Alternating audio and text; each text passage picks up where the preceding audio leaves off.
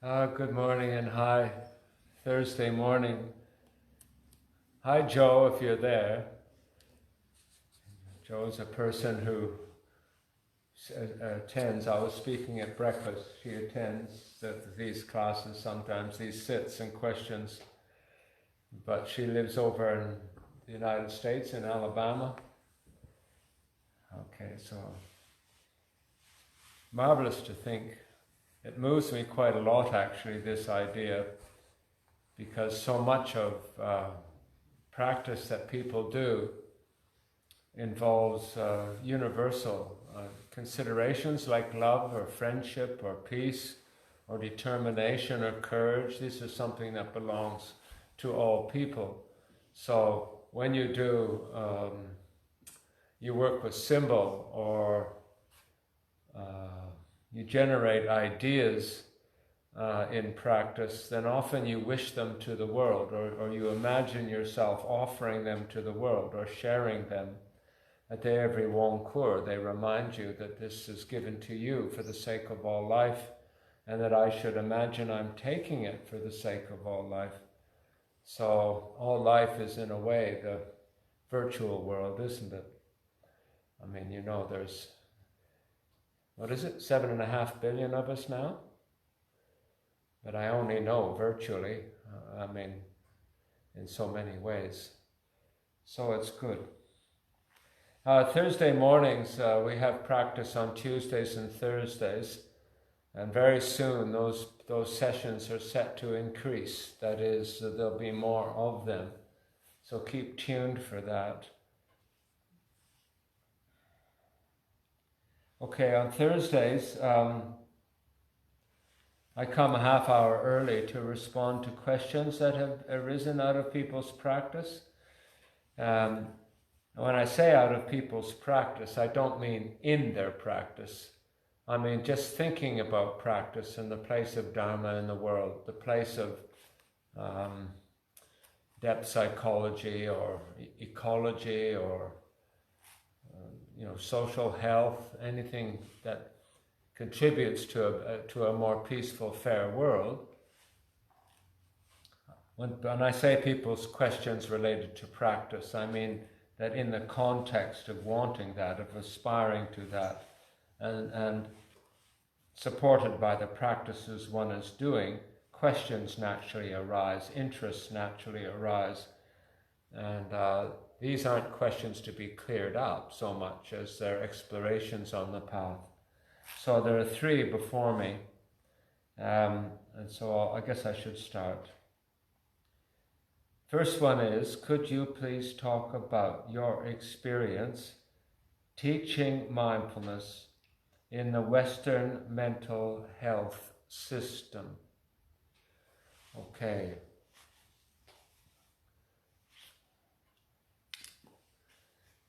So mindfulness is the agency of health. So when you have people working together in a good way, or working on themselves to try and overcome harm and to join in the collective effort to do good and to find common cause for good reason, then mindfulness is present. Mindfulness is the agency. So you never finish talking about mindfulness. Got to be clear about that. Mindfulness results when people seek to overcome what obstructs peace, and they seek to understand what generates a more fruitful, interesting, peaceful, engaged life. So it's a big question, and the whole of the Dharma then you can say is set up to further mindfulness. Well, you can also say that the germs of mindfulness, the basic capacity to look after myself and someone else, other people too, the general interest in caring for myself and other people, the general interest in seeking ways of living that are wiser rather than more foolish, those are foundation notions of mindfulness. So you can really say, I think this way, that mental health is founded in mindfulness. That is, The roots of mindfulness enable mental health. Mental health, in one sense, is the first stage of practice. And mental health is something that has to be treasured. It has to be something that's cultivated and appreciated and respected. And I should know that it can be lost. The greatest sort of delusion is that there's a state that the world can get in, that my city can get in, that my friends and I can get in, or I myself, where now there's no more threat. There's no more difficulty, no more darkness. Well, that kind of awakening is a hiding awakening. It's not really awakening, because awakening prepares the mind for the challenges that life throws up. And it seeks to learn from even something like a mental breakdown. So I want to also say that within the clinical mental health community, there have been born some wonderful people. Some wonderful actions have spread. A person who can recover from loss of mental health never forgets to respect mental health. It's a very strong memory. Each of you have overcome some difficulty in your life, some difficulty which enabled you to be a better friend and more reliable, caring person. So all of that is mental health and worthwhile. So considerations like that would be in conversation within the mental health community. One idea is that everybody matters, and that within respite communities, say, within refuges, physical refuges, people are always treated with respect. Origin Center is a mental health center. You could easily think of it that way. And we strove to get closer links with the clinical mental health community, but have only been moderately successful in that way, because within our own society that community is very fragmented, poorly funded, with changing policies. So if you do fall into great difficulty emotionally or mentally, it can be a very, very tough wicket. So respect for a person's struggle, understanding that there's a person in there who has the same capacity, the same potential, I should say, for happiness as anyone else, and that happiness and mental health can be obscured by trauma and difficulty and emotional upset. So toleration and acceptance of people as they are, and mutual respect is manifest in a good center through courtesy. So we would often, just through simple statements like that, by furthering statements like that, and by offering opportunities to demonstrate them, you can change the atmosphere of a mental health community.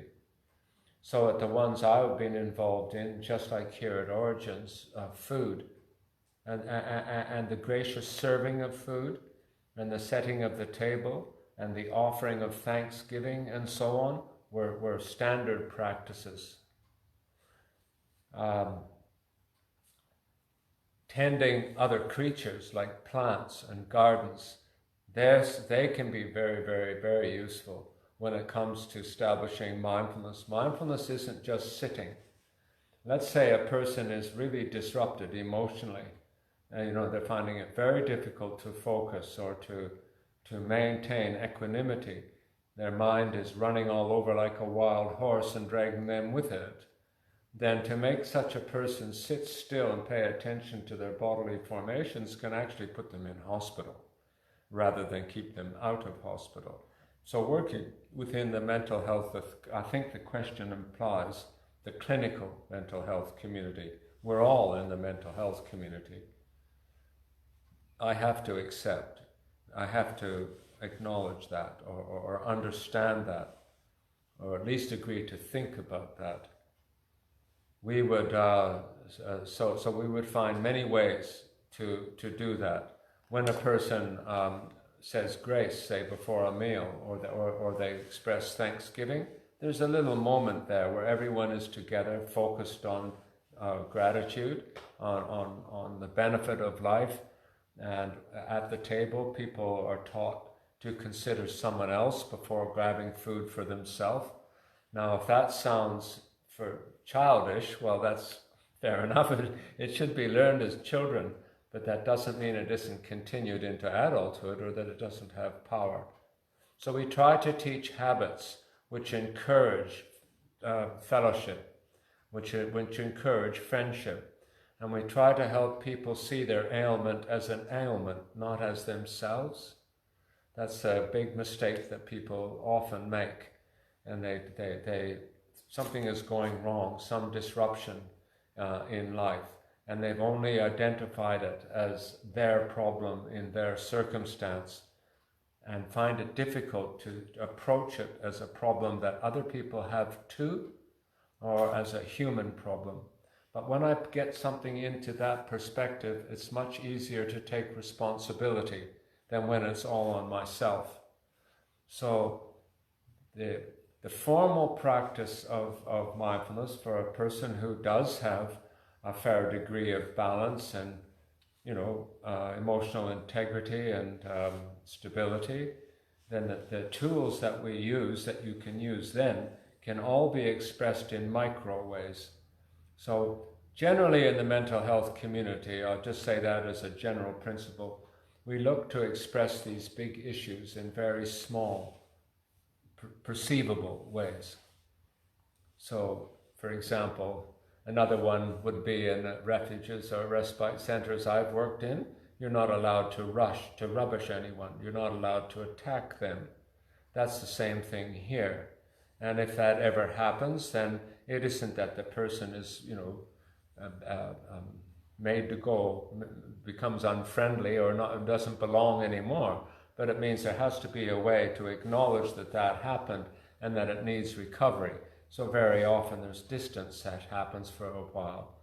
But in general, that's how I would approach mental health in a clinical community. I would be very shy, I wouldn't do meditation. We now have a program running on the setting up of like this, consciously relating activities to mindfulness, but in a closed ward situation. Now you probably don't know, most of you, what a closed ward is, but it's not a happy place. It's not something you really want to wind up in. That's where you're so unwell that people can't trust that you won't really hurt yourself or hurt someone else, and that you won't be a danger to yourself or other people. Then people are locked up in a hospital situation. And that can be really unnerving, especially if it's not happened to you before. More than once being unhappily called when someone winds up there. It can be avoided, and you should avoid it if you can. That's another topic. So it was a wonderful thing, and we got very strong feedback from it. It isn't that these exercises heal the mental illness overnight or anything silly, but it really helps a person to cope and to find a basis for recovery, because that's hard if you're just going from worry to worry to worry to worry and have no practice.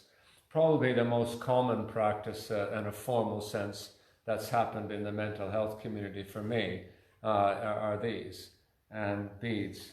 Because beads are so useful, and there's very little resistance, very little problem, even when a person is very disturbed, because they're handling something that's meaningful. So I got a letter yesterday, and there's another set of beads, and the person just talked about their beads breaking, and they remembered that when their beads break, don't despair, but get superstitious, and then wish that those beads have a good effect wherever they go.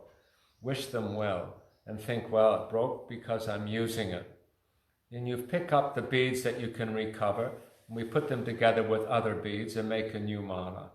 So everybody needs renewal and restoration, and my aspirations should touch life, should affect the physical life, and beads symbolize all that. Okay, there's lots to say about that question, and I think the tools of mindfulness are entering more and more into the clinical community, maybe by another name. But just one last comment. I think mental health systems are the most important systems in the country. I think if we made a sincere resolution to improve the lot of those which are suffering emotional and mental disruption and unhappiness, that climate change would come along much more quickly. That is, climate change solutions. Okay. Second question, can you suggest ways through practice to assist in unpacking prejudices that one carries due to past trauma or grievances? Have you heard the word, this word, the Dalai Lama uses it quite a bit, but it's used by others too, called antidote? Because it's important to have the medicine which balances that type of negative conditioning. I don't imagine it's possible really to grow up without some really hard or negative conditioning, if not from your own family, just from plain old misfortune or lack of understanding or some cultural condition. It's so easy to experience puzzling, confusing, overwhelming experiences. But if I dwell on it too much, and most especially if I attach blame too vigorously to my problem, blaming myself or blaming a parent or blaming the school system or the health system or whatever. It isn't that you can't find fault or that there hasn't been wrongdoing, but to get too tangled in that through excessive blame is very hard on healing and can change the trauma, change its whole quality in memory. So now what I'm being plagued by isn't the reaction to an event, it's the reaction to my reaction to my reaction to my reaction of that event. That's the trauma, not the actual thing that happened. That actual thing that happened can be surmounted often very easily. It's my response to it that has caused a great, or other people's response too, maybe the whole family or community response that has made things difficult. So an antidote is often the opposite, or the healing that you want to happen. And you should almost pretend to manifest that. You should try to manifest the quality you haven't got. So let's say the problem manifests in my being aggressive. Then an antidote to that might be gentleness or carefulness or care. So finding the right antidote, like a goodwill practice perhaps, when I'm feeling cut off from life, then goodwill and compassion practice might be an antidote to that. Thinking that I feel useless, an antidote to that could be growing things, for example, or giving service in some way. The antidote to being all stiff and tied up in my body would be yoga.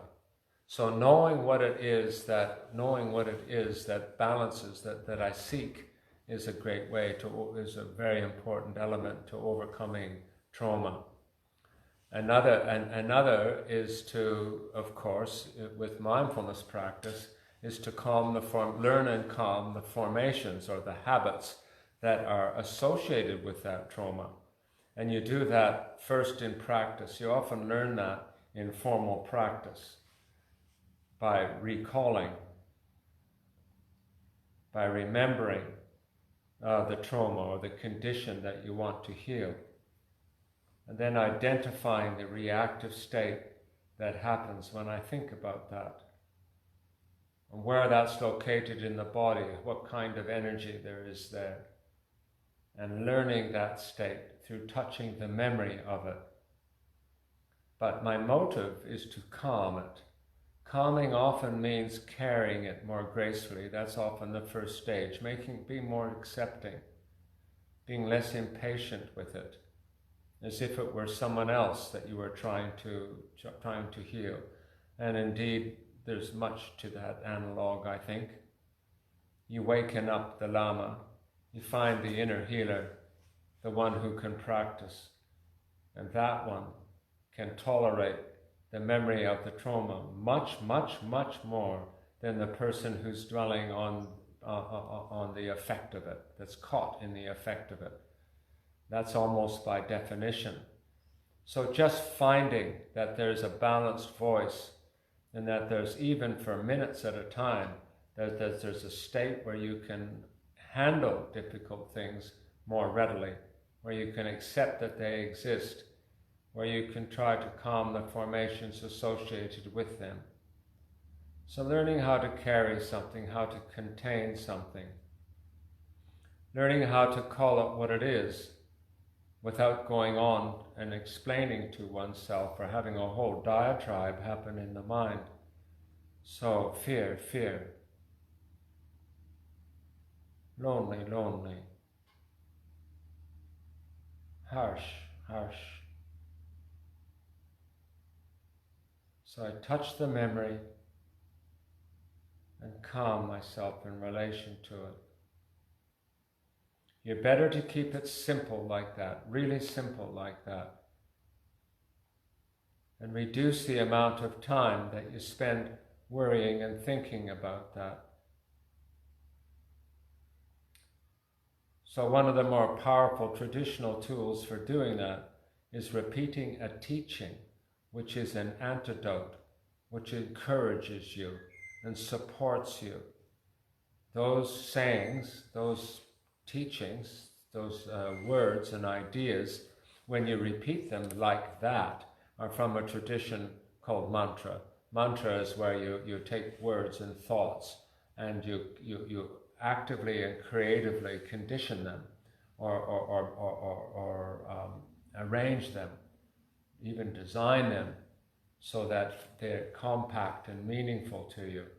Then when you think those words, and especially if your hands can reflect that saying, if your body can reflect it, like if you can say it with your lips and you touch beads, or you roll a piece of clay or touch a stone, or even when you say the words you adopt a little posture. You can even do that on a bus, you don't have to sit formally. So you repeat the words that are medicine. Just taking the mind to do that is often sufficient to tip the balance right before your eyes, away from distress and towards stability and control. It's good, eh? So you look for that. That's called turning in the seat of consciousness is the name. And in all healing, that's what they look for. Because when I see that, that's when I see that with my own eyes, even for a minute, even for a few seconds, it's indisputable. Here too is Bodhi. Here too is the strength of healing. I've seen that. I've been very, very lucky to work within the clinical mental health system quite a lot, and I have a great respect for people who can do that. It's one thing to do that when everything's hunky-dory and nothing really depends on it much, but when things really depend on it and you've got to perform, you've got to walk the walk, talk the talk, and like there's a line in the Tara Puja.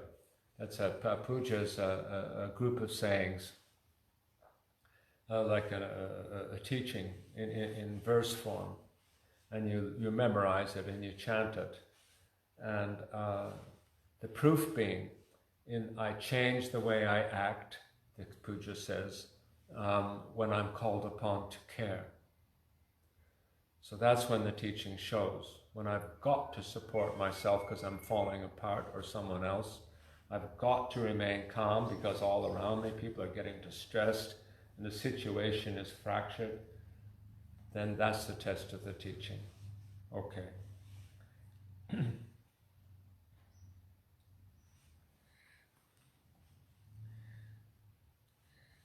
From mindfulness point of view, is you name the Dharma, loneliness, don't say, I am lonely. And don't say, I am lonely because of you. You don't enter into that subsequent elaboration, but you teach your mind that loneliness is an experience. Loneliness is possible. There's many dimensions of it. And it doesn't mean that it's unwholesome, because wisdom and self-reliance and being able to stay in my own company might be the result of healed loneliness. The result of healed violence might be less fear and a greater willingness to be less judgmental of others who are caught in it, and more willing to foster the antidote, the types of friendship which overcome violence. That was my job often, actually, believe it or not. All right. Third question. Could you please speak about how mindfulness can help strengthen and improve memory? Mindfulness by its nature always improves memory. Like memory is the great mystery, really. I heard my teacher say a number of times that was one of the puzzles of life, why direct working on memory itself, on the purification of memory, wasn't a more serious practice for more people, but in fact, as a pure practice, it's not. Even amongst Tibetan people and people who have practices and specifically aimed at the purification of memory. But these previous two questions, if those kinds of practices happen, then memory improves.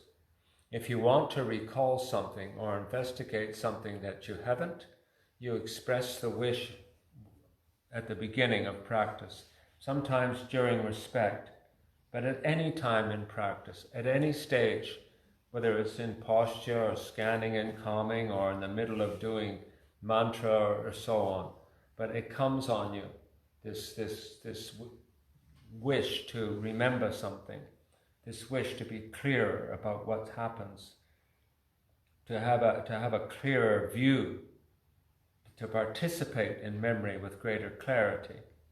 Then that you say what I just said, memory, memory. I'm open to it being clear.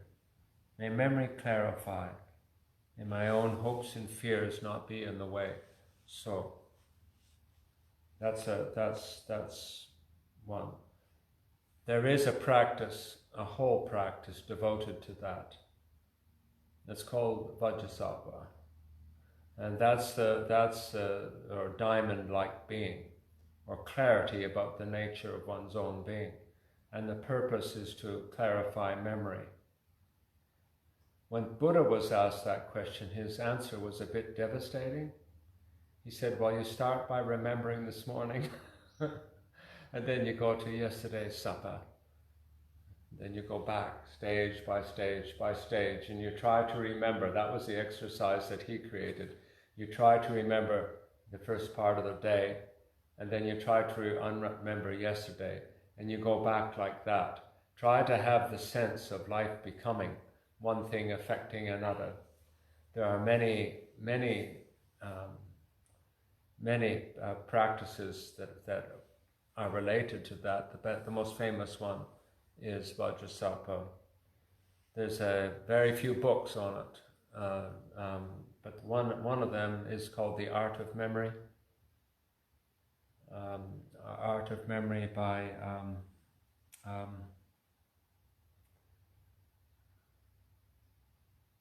what's her name? I should know her name. Oh, it'll come back to me. The Art of Memory is the name of the book. Okay.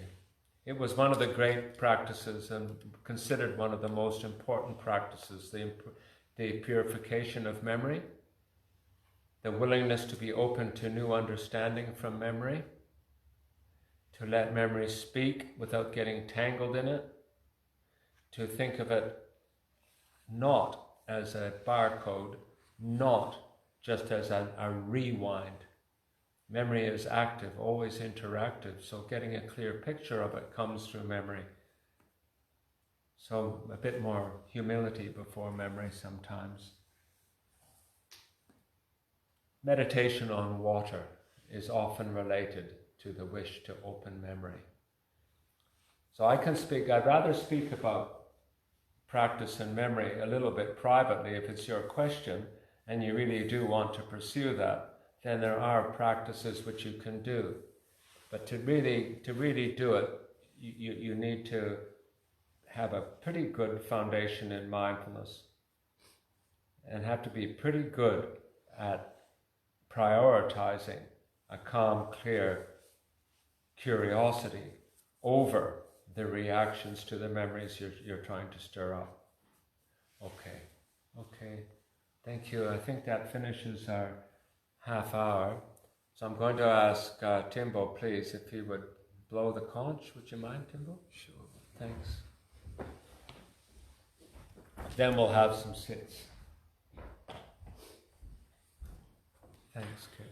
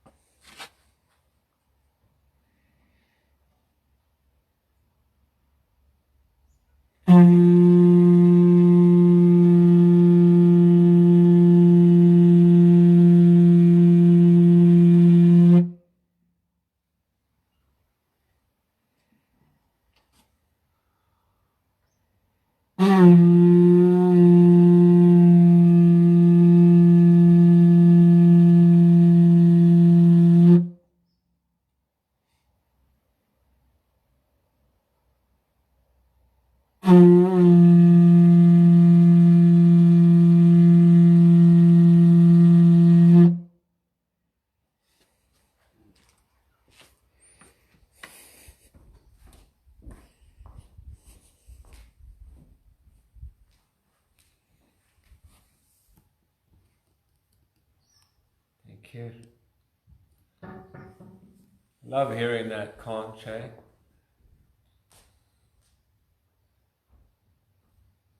They use sounds like that through big, long horns to announce events and the cycle of practice in monasteries and nunneries throughout the Himalayan region.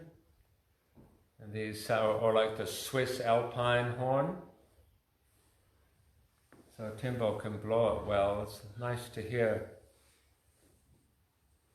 We use a giant a king conch that was given to us by people in Papua New Guinea because they use it to call messages from village to village, particularly up in the high country.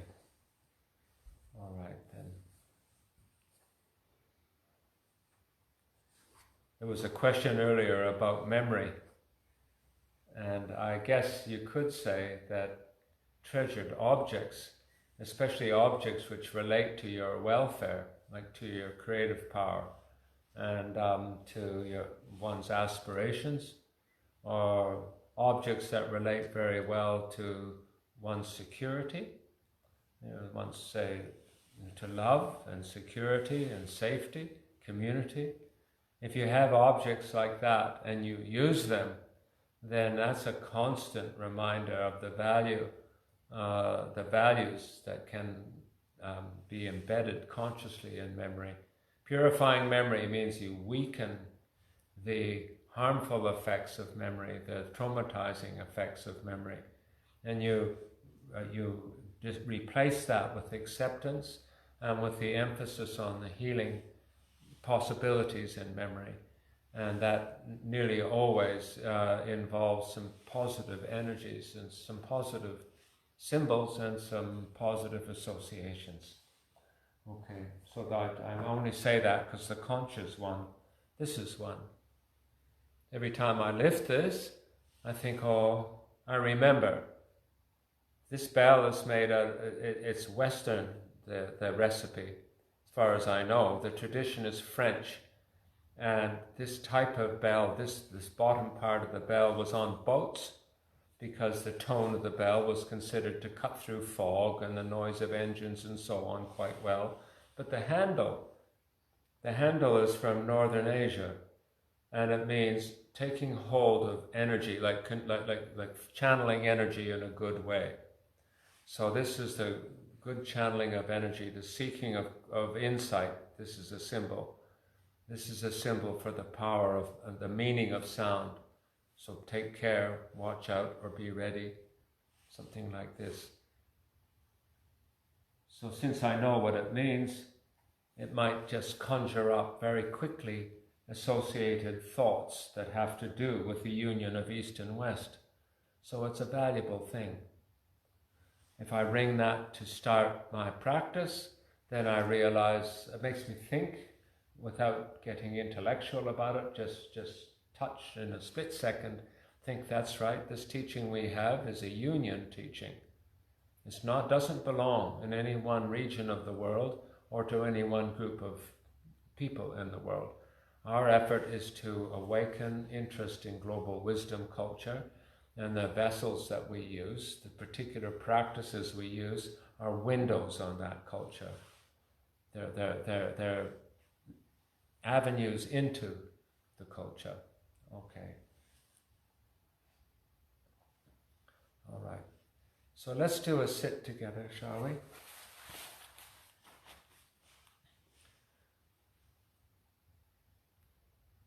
Doing a set is a little bit like setting up a workshop, albeit that the workshop is to make something which will make a lot of mess.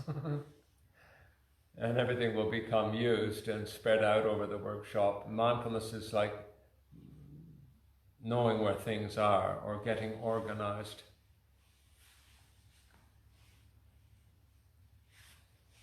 And the first effort of mindfulness is to become much more familiar in an accepting way, but also in an open-minded, curious way about the formations of my own body, its own nature and its capacity to reflect emotion, to manifest different states with different motives. All I'm trying to do is just become aware of that. My interest produces understanding. But in the practice, it's very seldom that you use the practice to nut something out, although you can, if your practice is very strong, keep your mind on track while you think about something that's difficult to think through. With practice, you can reflect on things. Okay. So I'll talk us through a practice. They're always the same. Purposefully, we don't go on too much about a physical phenomenon. I guess that's for me. I was hearing of another teacher, a really good teacher, and they speak quite a bit about different parts of the body and about the blood flowing and the heart beating and so on, and to become aware of things very specifically and more deeply. We tend to let that grow naturally, and I think that's a direct result from myself of having worked in mental health quite a lot, because you approach it carefully when it's mental health, because the mind is far more both reactive and responsive, actually. Okay. All right. So the context is always what we've been speaking about. It's always to do with the purifying of harm and the strengthening of what's healing, what's empowering. So it's setting oneself up for that is like gathering the colors and the brushes or whatever it is that you need to make a piece if you were making art, say, or putting the tools and the equipment there to fix something if you were doing that. Okay. So it's called setting up of mindfulness, and it means becoming familiar, more relaxed with the scope of being in terms of body. Okay. So the context is healing, and with some gesture, like bowing or hands to the heart, or folded together in union like that, any gesture at all of respect to what it takes to live a life in support of peace, in support of creativity, in support of the common good, in a more fair, just, thriving, and safe world. Okay. All right, so respect. In private practice, any of these sections of practice can lengthen. When you're on retreat, sometimes you do separate practices for respect alone. Okay. Then comes the setting up of the field of practice.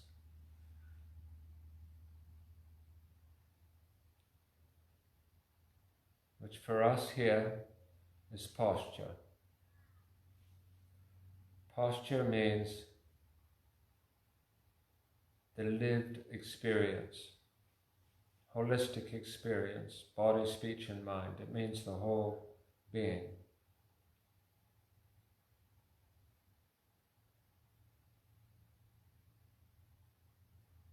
So the head is upright where it can carry a load.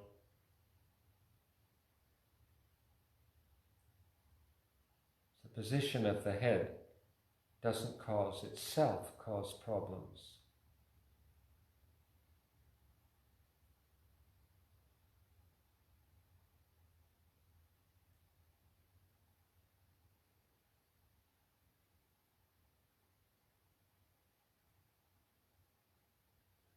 The head can move easily on the neck. The trunk is upright but not tense, and it can sway.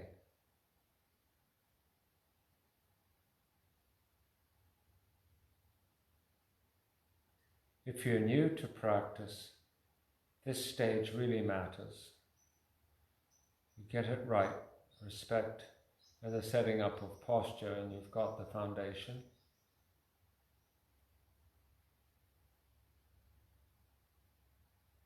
The lower body is stable on the sit bones.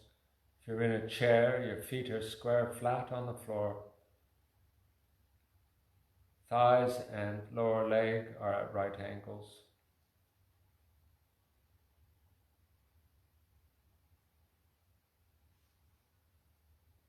The hands rest either on the knees, folded in the lap, one over the other, with the thumbs touching gently, or folded over the solar plexus. You can move, experiment, and adjust. Just do it slowly and carefully.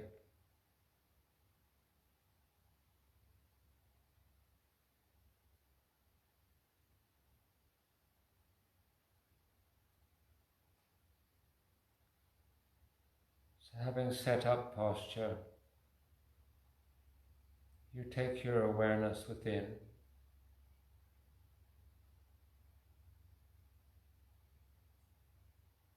The eyes are open, looking downward and relaxed.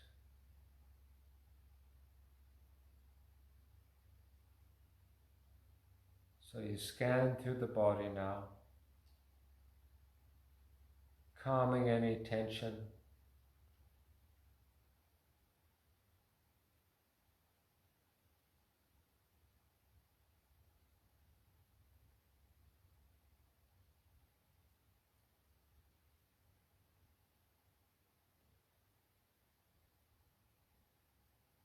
Making upright anything that is slouching or too slack.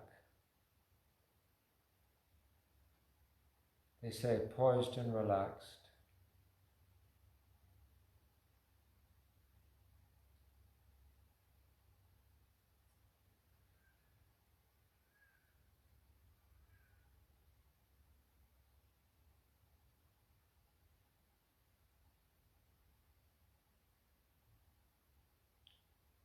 if you know there are places which get sore, or where you find tensions or troubles, you always visit them.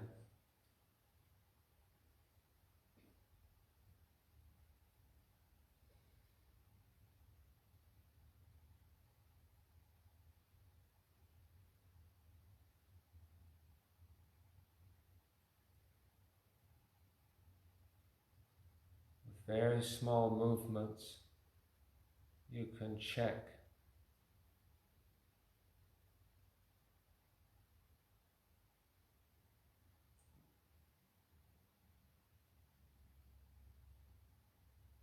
if some part of the body is tense without you knowing it, it will show up.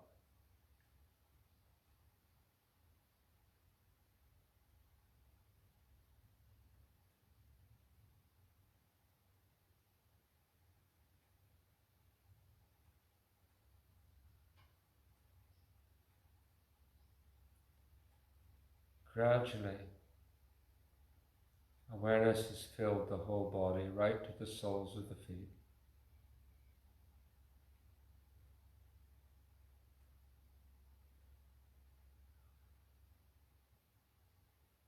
The field of the body is clear, or is at least known.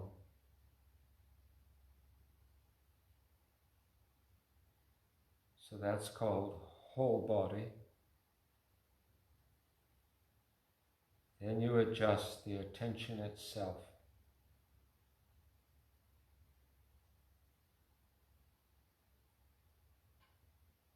You want an attention that's enduring, that can go on for the exercise without breaking the thread of awareness on the body. Other things and sounds and impressions can come through the mind as they do, but you don't lose the body or how it's affected by thought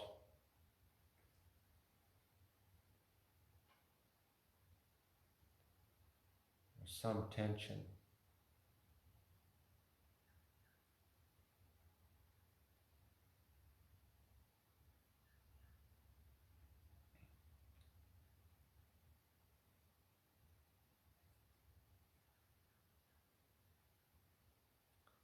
Lastly, you allow the breath to flow.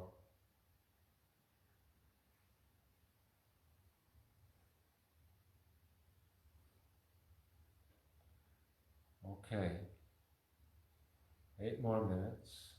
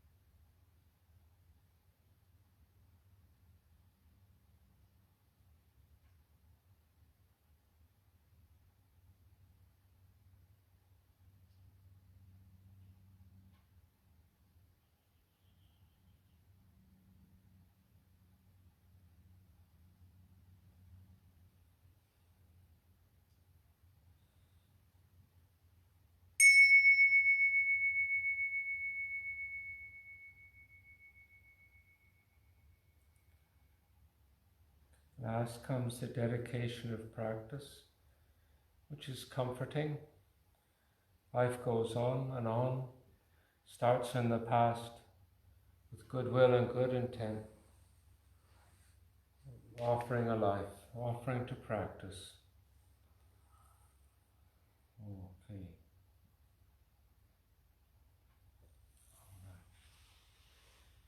Now with eyes down, if you want to stretch, please do that in a way that gives you pleasure, in a way that feels good. So nice to know how to stretch in a way that actually helps. Not just relieves a bit of tension, but helps to stretch the right way.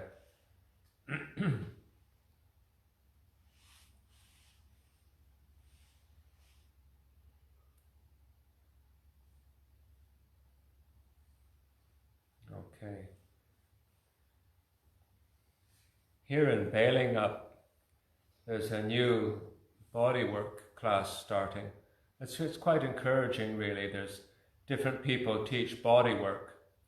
But what's changed in the past 4 or 5 years is the demographic of attendance, because people are attending together from all sorts of professions and walks of life. It's not just confined to a strata of society. The idea of body health and awareness, those two things going together, and that there's a natural health in the body that has to be supported. And if I have a job that makes it difficult for that system to function, like an ecology, I've got to balance that. So I think that's growing, that understanding. Well, down here it certainly is, in our little town on the edge of the world. I have to bear that in mind. Some of you might be watching from New York or London or some other country like that, some other place like that. All right, I must remember where we live. All right, we have time to do another sit. I won't be talking this time, we'll just do it. So the idea is to establish a calm, caring, attentive, and non-judgmental attitude. So that's called a healing attitude, an attitude which makes room for insight. And at the very least, it's sitting patiently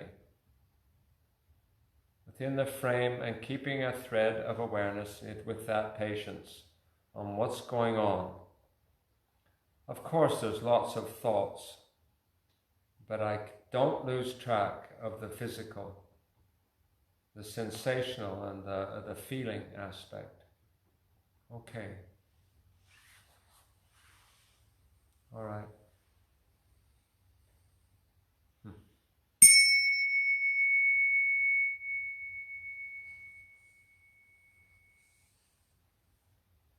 All right. So the context is healing.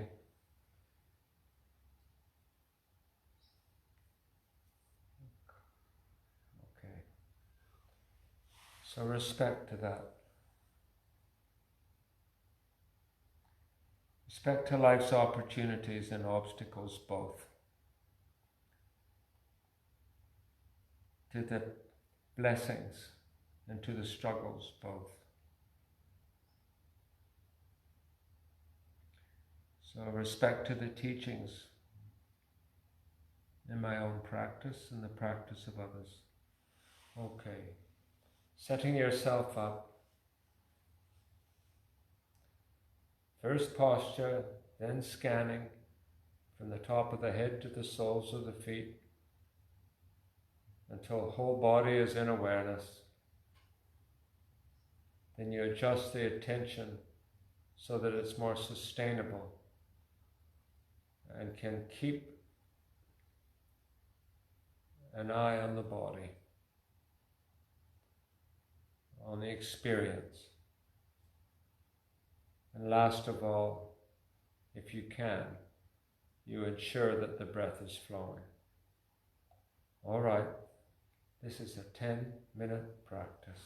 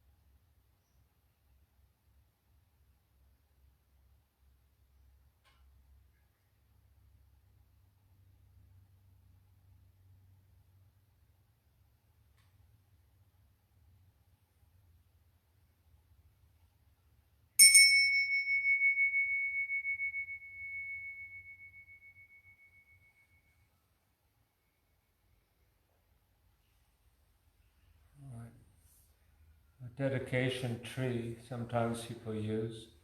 The roots are all experience, all that contributes to a life. The trunk is fashioning a practice with goodwill and good intent. This is offering a dedicated life. Okay.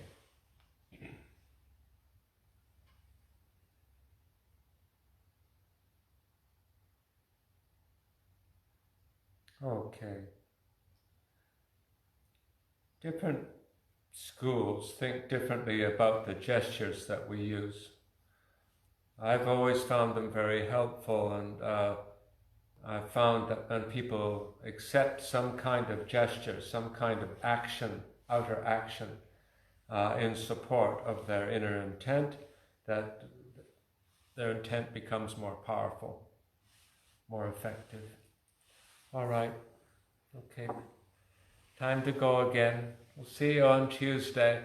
Thank you so much for watching, and thank you for your support as well. It's wonderful. Thank you. Bye-bye.